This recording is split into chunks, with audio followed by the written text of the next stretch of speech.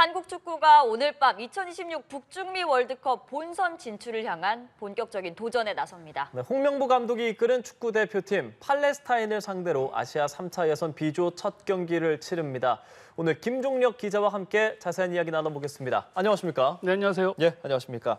자, 우선 오늘 팔레스타인전이 이제 아시아 3차 예선, 월드컵 예선이지 않습니까? 네네. 월드컵 이번에 좀 예선 방식이 좀 바뀌었어요. 그렇습니다. 지난 카타르 월드컵까지는 본선 진출국이 32개 나라였거든요.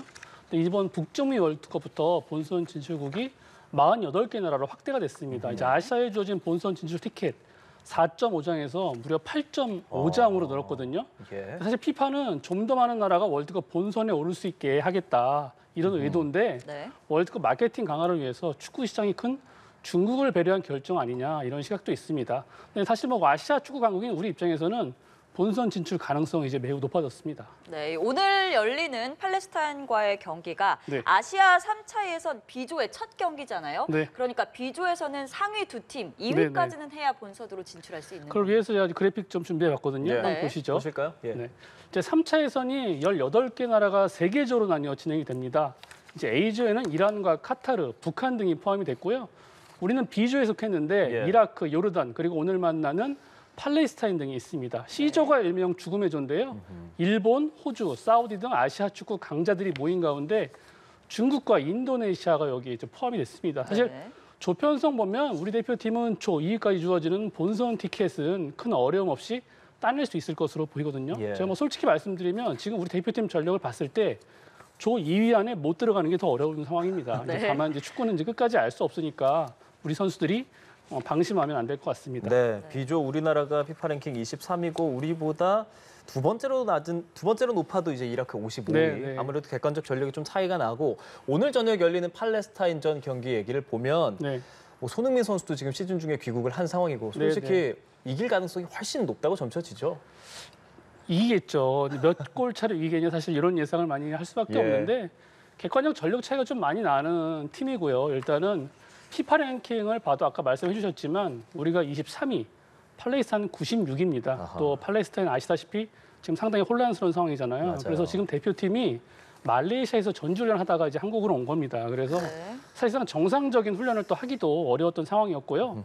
다만 앞서 설명을 드렸지만 아시아에 주어진 본선 티켓이 8.5장으로 늘어나면서 4차에서 나아가 대륙간 플레이오프를 통해서도 본선에 오를 수 있는 기회가 생겼다는 게 약간의 변수거든요. 그래서 이제 이런 팀들이 이제는 현실적으로 4차 예선을 노리기 때문에 조 3위, 조 4위를 위해서 오늘 우리와의 경기에서는 그냥 단순하게 승점 1점만 가져가자 이렇게 예. 뚜렷한 목표를 갖고 나올 가능성이 높습니다. 그래서 네. 어제 그 마크람 다부스 팔레스타인 감독도 4차 예선 진출이 지금 B조에서 현실적인 목표다 이렇게 밝혔는데 그와 관련된 또 다른 내용도 있거든요. 인터뷰 좀 들어보시죠. يعني المنتخب الكوري يمتلك اكثر من لاعب جيد صراحه يعني ممكن اختارهم اكيد اللاعب سون يعني اكيد احنا نلعب كمجموعه كل لاعب يعني تعطيه مساحه. 자, 역시 팔레스타인도 우리의 자랑, 손흥민 선수를 가장 경계하고 있는 상황인데 네. 우리 대표팀 이야기도 좀 해볼게요. 네. 어제 공식 기자회견이 있었는데 홍명보 호에 지금 관심이 쏠리고 있잖아요. 홍명보 감독 어떤 이야기 했습니까? 또 감독이 이렇게 관심을 받지는 않거든요. 예. 근데 지금은 홍명보 감독이 이제 논란 끝에 10년 만에 다시 대표팀 지봉을 잡았기 때문에 관심이 정말 높고요. 이제 네. 제가 봤을 때 다시 A매치를 지휘한다는 것에 약간 긴장하고 있다. 제가 이런 느낌도 좀 받았습니다. 홍 감독은 일단 B조 첫 경기인 만큼 일단은 승점 3점이 무엇보다 중요하다 이렇게 보고 있는데요. 어제 인터뷰에 나왔던 각오 좀 들어보시죠. 저희는 일단은 기본적으로 승리에 초점을 맞추겠습니다. 가장 중요한 거는 저희가 첫 경기에서 승리하는 게 가장 전 중요하다라는 생각을 하고 있습니다.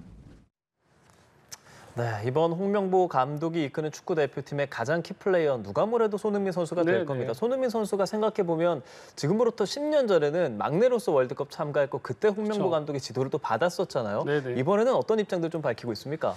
제가 그때 10년 전에 같이 취재를 갔었는데 그러셨습니까? 그때는 거의 대표팀 완전 막내였죠. 약간 노란 머리하고. 모닥머리하고 예. 약간 고등학생 느낌이 날 정도였던 그런 어린 선수였는데 네. 2014년 브라질 월드컵 손흥민 선수의 첫 월드컵이었죠. 그때 홍명보 감독과 함께했는데 그 당시에는 이제 한국 축구의 미래를 책임질 유망주였습니다. 예. 근데 이제 10년 동안 월드 클래스로 성장해가지고 다시 대표팀에서 홍 감독과 만나게 됐는데요. 손흥민 선수가 뭐 지금은 아시아를 넘어서 정말 세계적인 공격수, 어느 팀을 만나도 인정받는 선수인데 물론이죠.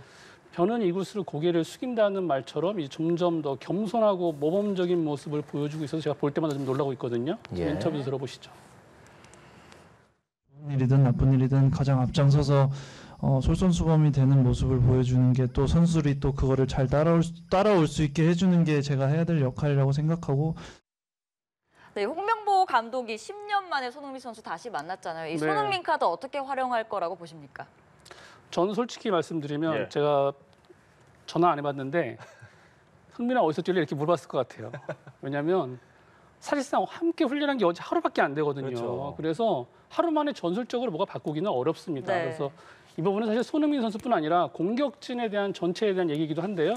우리 공격진이 뭐 손흥민 선수, 이강인 선수, 뭐 이재성 선수, 황희찬 선수 지금 다 유럽 무대에서 맹활약 중인 선수들로 구성이 됐습니다. 그리고 이 선수들이 카타르 월드컵 그리고 아시아 2차 예선을 통해서 계속 호흡을 맞춰왔기 그렇죠. 때문에 갑작스럽게 어떤 큰 변화를 주기가 쉽지가 않아요. 그리고 워낙 네. 잘하고 있는 선수이기 때문에 변화가 없을 것 같고 손흥민 선수가 오늘 어느 포지션에서 뛸 거냐 이렇게 만약에 저한테 질문하시면 아마 뭐 왼쪽 공격수로 나올 것 같아요. 예, 그리고 두 포지션으로. 선수 국가대표에서는 뭐 정말 프리롤처럼 어디든 뛰어다니는 네, 네. 선수니까요. 네. 지켜보도록 하겠고 이번에 또 관심 가는 거는 새롭게 태극마크단 선수들 있지 않습니까? 네, 네. 특히나 양민혁 선수, 이 젊은 이 선수가 과연 오늘 뭐 교체로라도 출전할 것인가 이 부분도 좀 궁금합니다.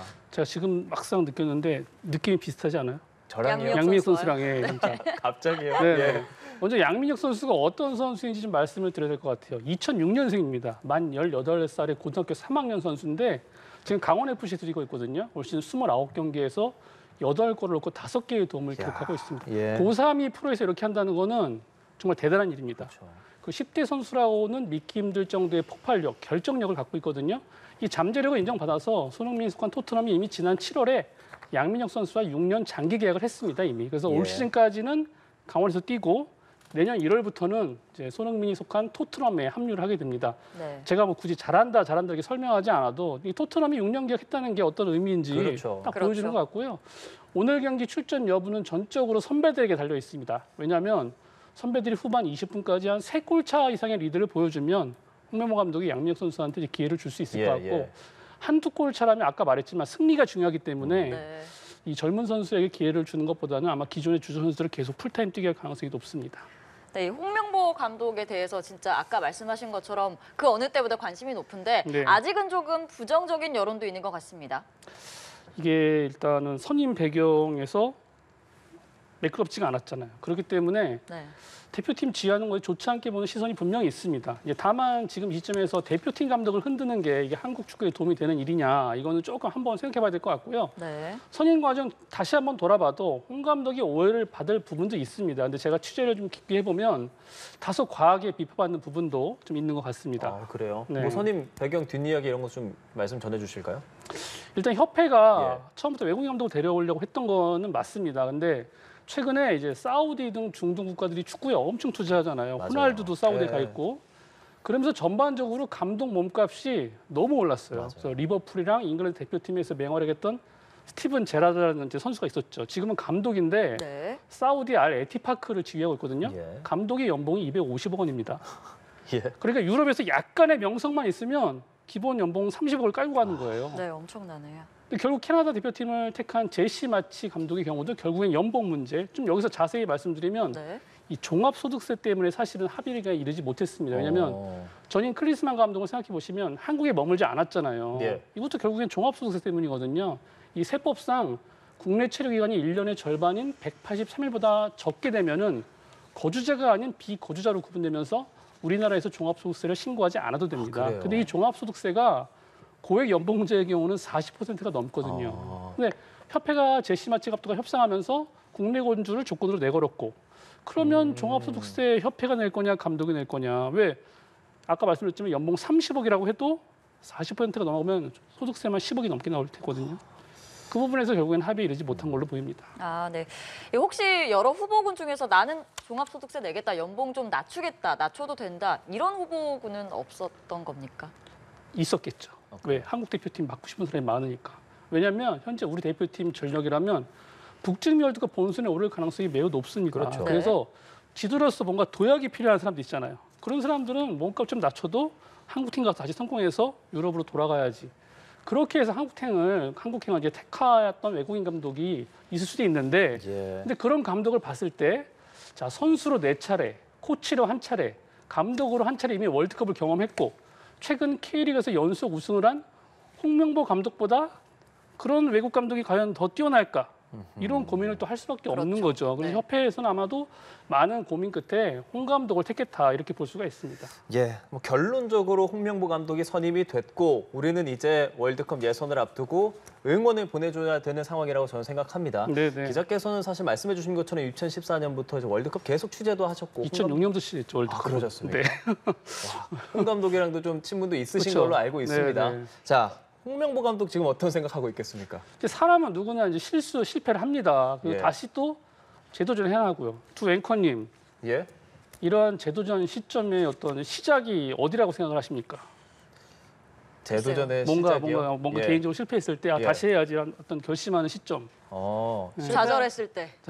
파이팅을 하는 마음이죠. 네. 저는 예. 본인의 실수, 본인의 실패를 인정하는 게 그 시작점이라고 생각을 하거든요. 근데 네. 홍 감독이 취임 기자회견에서 브라질 월드컵 의리축구라는 질문을 받았어요. 되게 예. 모욕적인 질문인데 이거를 인정하는 모습을 보였습니다.